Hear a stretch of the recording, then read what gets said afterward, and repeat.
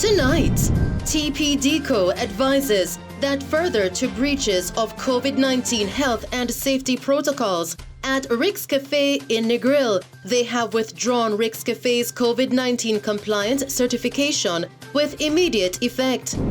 Jamaica recorded 108 new cases of COVID-19 and one additional virus-related death yesterday, taking the total of infected persons to 48,288 and deaths from the virus now to 936. Still tonight, 2 men fatally shot while 3 other persons were shot and injured in a drive-by shooting on Balcombe Drive in St. Andrew yesterday. She go for the picnic, but she go for the picnic, she get one in her box and she start running and dropping in the yard and she dropping in the house and I never know, you see me, and the whole of them big too much general, you see me? I used to say a custom build gun, the man have a fire shot, my friend. First, I say a old big summer general. And as the 2021 hurricane season approaches, Mayor of Montego Bay and Chairman of the St. James Municipal Corporation, Councillor Leroy Williams, says they are ready and prepared if a hurricane or disaster occurs. The Disaster Preparedness, Hazard and Mitigation and Safety Committee of the St. James Municipal Corporation is prepared and ready in the event there is a hurricane and there are disasters.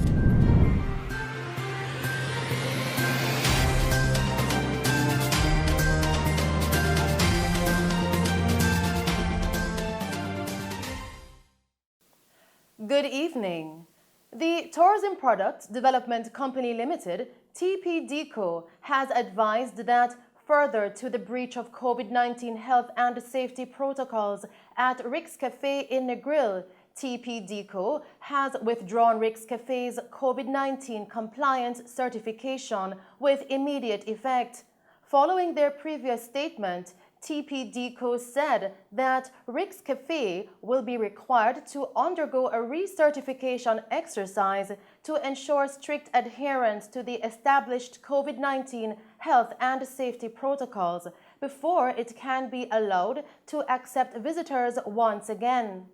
The Ministry of Tourism's COVID-19 health and safety protocols were developed to ensure the safety of Jamaicans and visitors to the island.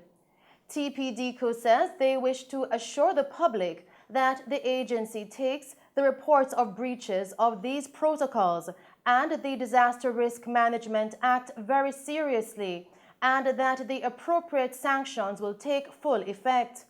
The Jamaica Tourist Board, JTB, prior to this announcement had expressed disappointment at the staging of Mocha Fest in Negril in breach of COVID-19 safety protocols. They said that the matter will be investigated with the objective of ensuring that appropriate sanctions are enforced as no permission was given for the event. The party held at Rick's Cafe was attended by large groups of visitors to the island, but has triggered public anger, with Jamaicans accusing the authorities of having a double standard over the staging of the entertainment event in breach of COVID-19 regulations.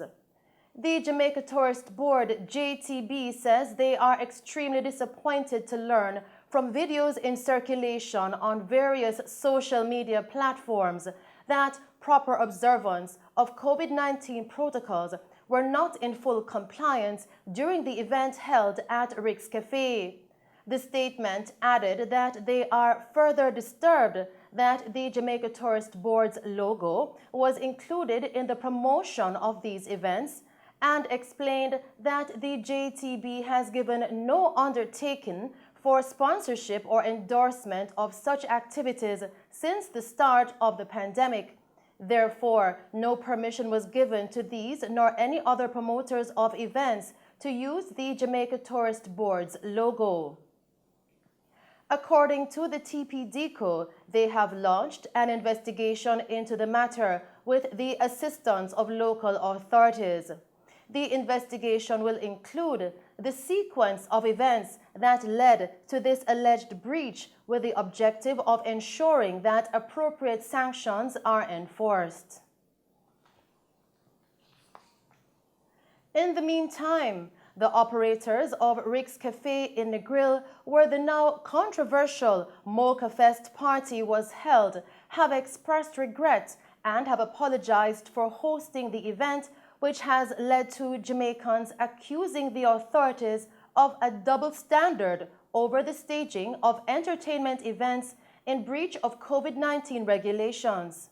Now, Rick's Cafe issued a statement saying, quote, "We acknowledge the Mocha Fest party on Thursday afternoon at Rick's Cafe became more crowded than expected under current protocols for entertainment venues." End quote.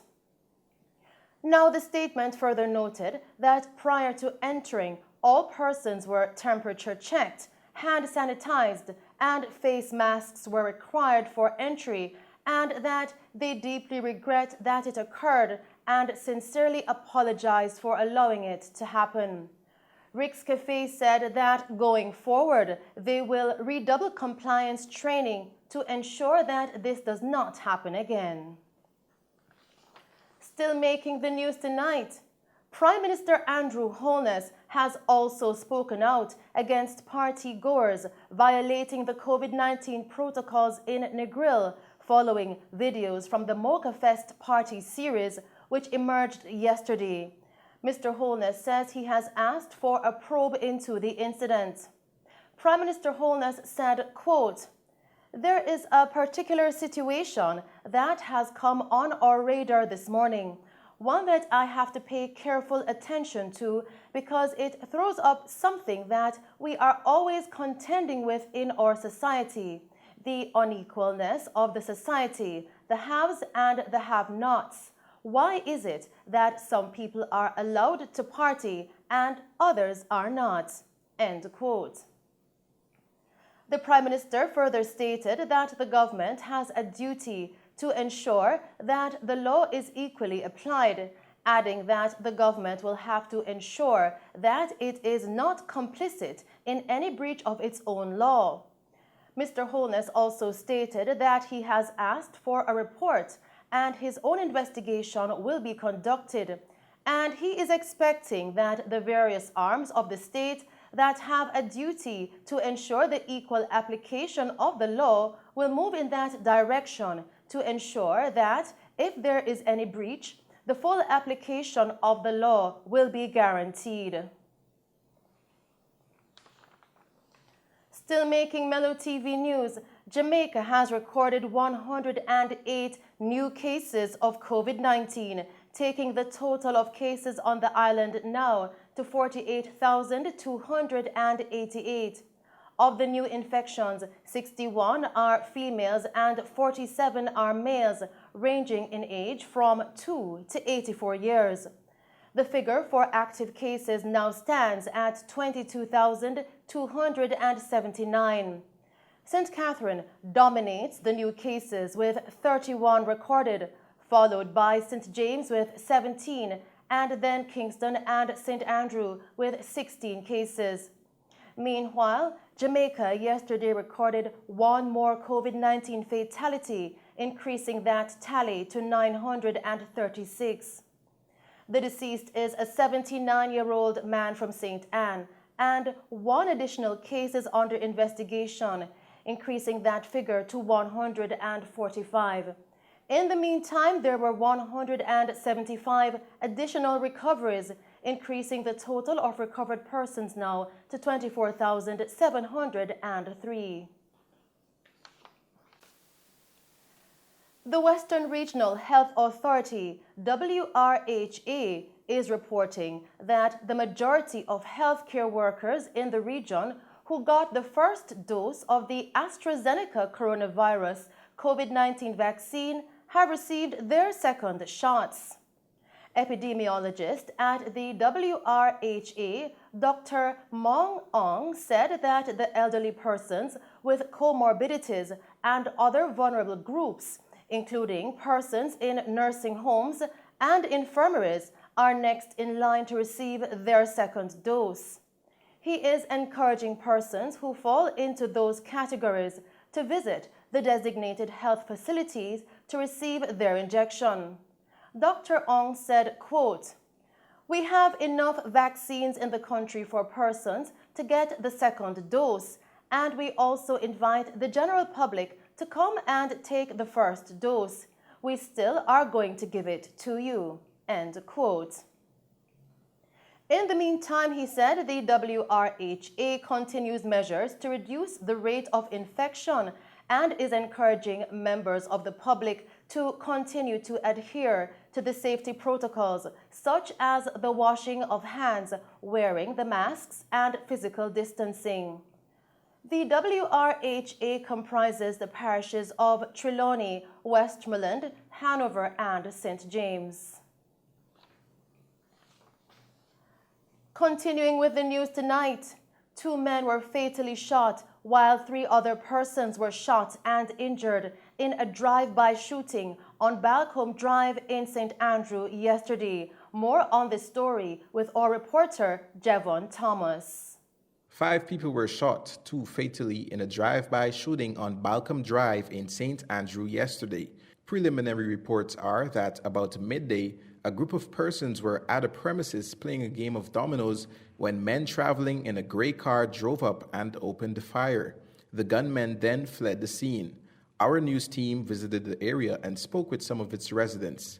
One resident who wished to remain anonymous explained what transpired. A good person them, every day them come and them play. Naturally, them come every morning and hear them make up nice. So I say, oh, this morning is so quiet and real, the place silent, I understand. The place is so silent, and every morning we hear pure nice. You know, somebody over there stand up, my general, you see me? I say, I can't stand up close to me, see some come point out, but I say, sir, police. I find say, a gunman, my mother and master and pay thing, you see me? The man fire, pay shot since morning.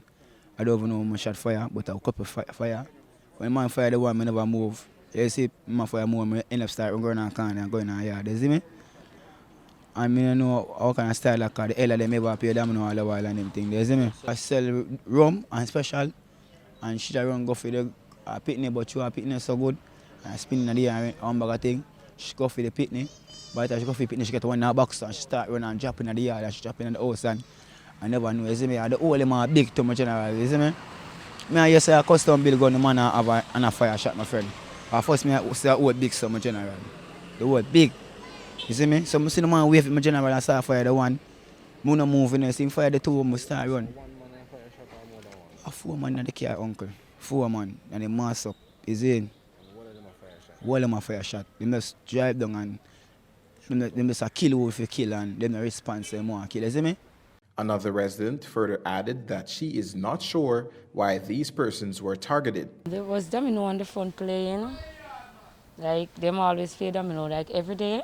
On the front, domino always play. And today, we're out there and domino was playing and a car came and opened fire shot. A car just came on the spot and opened fire shot where 5 persons have got shot, 2 died, 3 injured. Okay. A lady and 4 men. The lady? Yes, they're living in the area. Not anybody know for that give trouble or anything. From work to home to playing domino or ludi. That's I'm just feeling in a lot of pain, shock, stress. And yet at the end of the day, I'm just hoping for the best to happen, wishing for it for not to see that happen again. Head of the St. Andrews South Division, Superintendent Kirk Ricketts, gave an official report into the investigation. Well, you must appreciate that it's really early. The investigation has just started. But what we have gotten so far is that about 12 midday today, a motor vehicle drove up, a grey motor vehicle, I'm understanding, drove up where a number of persons were playing dominoes at a local shop. The men in the vehicle came out and opened fire at the patrons at the shop. 5 persons were shot and injured, 2 of whom later succumbed to their injuries. Currently, the investigations is pointing to a gang conflict situation, which would have resulted in this incident. This community has been having these kind of incidents in recent time. While it has been relatively quiet for the last couple of weeks, but it has been tense. We have been monitoring, we have had round-the-clock police presence in the space in an effort to prevent just this what happened today. However, as you know, if the combatants are hell-bent on committing mayhem, they will, unless we can predict it before. So, so far, we have identified who we believe to have been the target. We believe that at least one of the persons who were at the shop is the target in this event. He further added that the division has been experiencing gang-related shootings and the killings. We continue to have gang-type conflicts right throughout the division. We're currently looking at over 30 such conflicts that we have to police right across the St. Andrew South Division. It's very difficult to cover all of the warring locations. It's just we're picking up that based on the feedback we are getting from the residents, they were quite satisfied with the kind of presence that we had in the community. It's just so that the guys were able to time the police patrol and this incident occurred. But we have gone back to the drawing board, and we will be increasing our presence in the community. I can reassure the residents. In fact, we have already reached out to our counterparts in the military, and as we speak, we have pushed additional resources in an effort to prevent what we're certain to be attempts at reprisals for this incident. We will bring you more on this story in subsequent newscasts. I'm Javon Thomas reporting for Mello TV News. Thanks, Javon. Still making the news, as the 2021 hurricane season approaches, Mayor of Montego Bay and Chairman of the St. James Municipal Corporation, Councillor Leroy Williams, says they are ready and prepared in case a hurricane or disaster occurs. The Disaster Preparedness, Hazard and Mitigation and Safety Committee of the St. James Municipal Corporation is prepared and ready in the event there is a hurricane and there are disasters.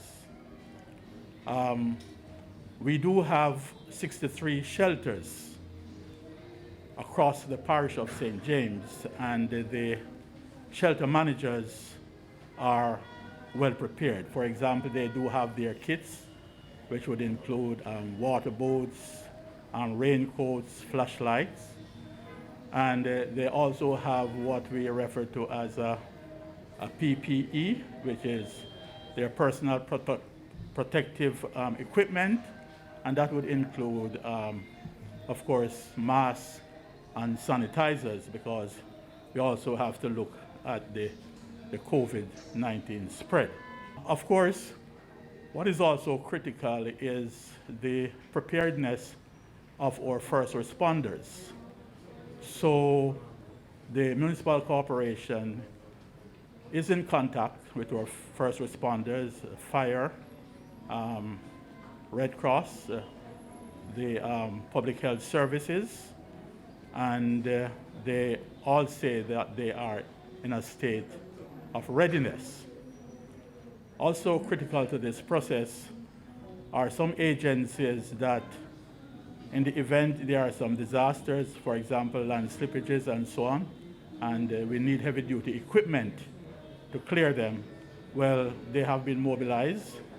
So we do have the JDF and the national work agencies. Mayor Williams also said that first responders are also in a state of readiness. In the St. James Municipal Corporation, you are aware that we do have, should be 17 councillors. Presently, we do have 14. And all the councillors are placed on alert. I mean, they are told that they are to ensure that the drains and gullies are clean so that we won't have excess flooding. You might just be aware too that as you move around the town at strategic location, we do have gauges, which is to tell the citizens, what is the depth of the water, so as to prevent anybody being washed away or anybody from drowning. I think last year we had an allocation of about 600,000 for drain cleaning, which was allocated to each councillor. I cannot say specifically at this time how much will be allocated, but I'm sure funding will be coming from the ministry to help in drain cleaning, because it's coming to the time where that will be necessary. Of course, we do have the 2 gullies, and the National Work Agency is actually responsible for the cleaning of those gullies. But in case they cannot cope, they cannot do it, the St. James Municipal Corporation will assist in cleaning the north and the south gully. The Disaster Preparedness Coordinator for the parish, Tamoy Sinclair, gave an update on the readiness of the shelters in the parish. Okay, so as it relates to the shelters in the parish of St. James, we have had the team of inspectors gone out. So we've had the Municipal Corporation with the Jamaica Fire Brigade, the Public Health Department, and the Ministry of Labour and Social Security. We had inspected the shelters. We have also adhered to the National Shelter Management Protocol, which dictates and stipulates the procedures for COVID-19. And this has also been shared with the shelter managers. So as a part of the shelter managers kit, each shelter managers would have been provided with this information in terms of how they would address persons coming in. Naturally, COVID-19 is really health related, and so the health department had a lot of say in terms of how the shelter managers ought to address the shelterees when they do come in. We would have provided the shelter managers not only with their personal PPE, but in terms of sanitation items for shelterees coming in. Also, we have discussed at length with each shelter manager, and through the inspection process, we would have highlighted an area for isolation at every single facility that is utilized as a shelter in the parish. So each shelter facility has a separate isolation area. The shelter managers have been highlighted about how to address it in keeping with the regulations from the Public Health Department and the National Shelter Management Protocol for COVID-19. So that is pretty much in place. The Public Health Department is again re-inspecting select shelters across the parish of St. James just to ensure that things are tightened up, which should be completed before the beginning of the hurricane season. In the meantime, the St. James Municipal Corporation held their 13th annual Disaster Education Awareness Program Awards ceremony at the Montego Bay Council Chamber yesterday. Deputy Mayor of Montego Bay, Councillor Richard Vernon, explained that the program has greatly assisted the corporation's attempt to improve the general understanding of disasters and how to respond to them. As we impart knowledge, we must make a conscious decision as to where it is that we intend to lead our youth and how we will assist their development so they too, when the time approaches, will make the right decisions for the good of their communities and their country as a whole. Over the years, this program has greatly assisted the municipal corporation's attempt to improve the general understanding of disasters and how to respond to them. With this pandemic, it is even more critical that we lead the process, for we must ensure that our youth are aware of the part they can play and the part they must play. As the local authority of the parish, it is indeed a part of the municipal corporation's responsibility to ensure that members of the public suffer as little as possible from impacts of disasters. In an effort to achieve the desired effect, the Municipal Corporation's Disaster Unit continues to go beyond the call of duty to ensure that this program, now in its 13th staging, positively influences as many persons as possible, whether directly or indirectly. Councillor Vernon added that the corporation is very committed to ensuring that the citizens and organizations in the parish are exposed to the critical information that could save lives. Though we have been faced with the challenge of dealing with this pandemic and its consequences, we at the corporation are still very committed to ensuring that our citizens and organizations are exposed to the critical information that could save lives. It is through this program that we have reached out and engaged hundreds of persons over the years, instilling the knowledge and confidence needed to effectively mitigate the devastation of disasters.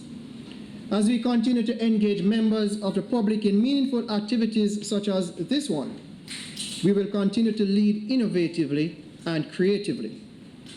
Our theme for this year's competition, Managing Disasters When They Strike, Do Your Part to be COVID-19 Smart, is expected to kindle within the program's participants the idea that each of us as individuals have a part to play.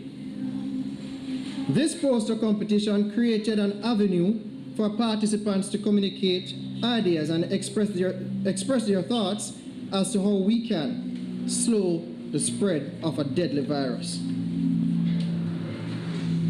It is a pleasure to see young minds engaged, for the youth also must play a critical role in the development and the security of our nation. The parish's disaster preparedness coordinator, Tammy Sinclair, says that the disaster awareness poster competition was successful like other years, despite the adverse effects of the COVID-19 pandemic on students. The main goal will always be to engage the public in activities that would ensure effective communication of important information related to disaster preparedness.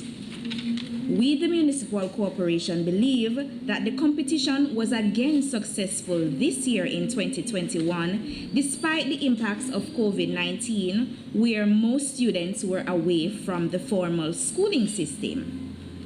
The response received from our 16 participants who came from 6 different schools. May I add that one of that school was outside of the parish. They all did an excellent job, and that continues to motivate us at the Municipal Corporation to do more in imparting information that could indeed save all our lives. This year, our program is under the theme, Managing Disasters When They Strike, Do Your Part, Be COVID-19 Smart. It's an exemplary way of the Municipal Corporation, and it displays our unwavering stance in regards to the efforts that we take to engage the public and students about disaster issues for the main purpose of education, public education. Ms. Sinclair further outlined the categories of the competition. The program, in its original form, have 3 main areas. That is a quiz competition, a poster competition, and later in 2011, we added the performing arts competition. Indeed, the continuation of this program highlights the fact that the Municipal Corporation and the Disaster Management Unit of the corporation is very much committed to ensuring that as many persons and organizations as is possible is exposed to vital information that may mean the difference of effective management for disasters and total anarchy, which can result in disorganized attempts to mitigate any eventuality. And those are some of the stories making news tonight. We will return with other stories as Nicola Clark, the woman who was doused with a flammable substance and set ablaze by an alleged jealous partner last week Wednesday, was airlifted to the United States late yesterday afternoon to receive reconstructive surgery, skin grafting, and other treatments. And the Ministry of Agriculture and Fisheries has launched an online customer feedback system so that farmers and fishers across the island can have access to quality customer care services. But first, we'll take a break and then join Christopher Scott with the very latest in sports.